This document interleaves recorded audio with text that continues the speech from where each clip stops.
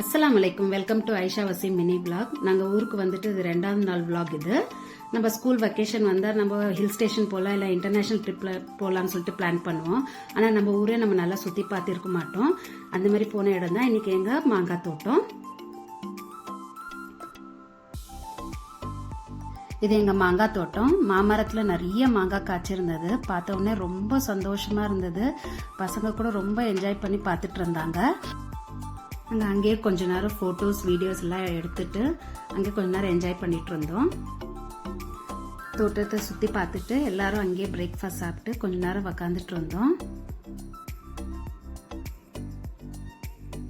இன்னைக்கு மாங்காய் பறிச்சிட்டு இருந்தாங்க ஜூஸ் ஃபேக்டரிக்கு அனுப்புறதுக்காக.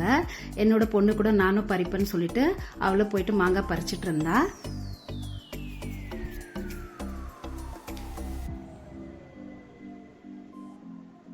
நானும் வீட்டுக்காக மாங்காய் பறிச்சு எடுத்துக்கினேன்.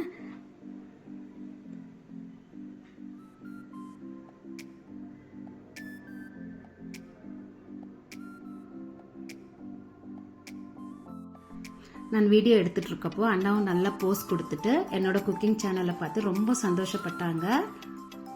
இந்த லோட ஜூஸ் ஃபேக்டரிக்கு அனுப்பிச்சிட்டு பசங்க அங்கே கொஞ்ச நேரம் விளையாடிட்டு இருந்தாங்க. நாங்களும் ரிலாக்ஸாக உட்காந்து ஸ்நாக்ஸ் எல்லாம் சாப்பிட்டுட்டு அங்கேருந்து கிளம்பிட்டோம்.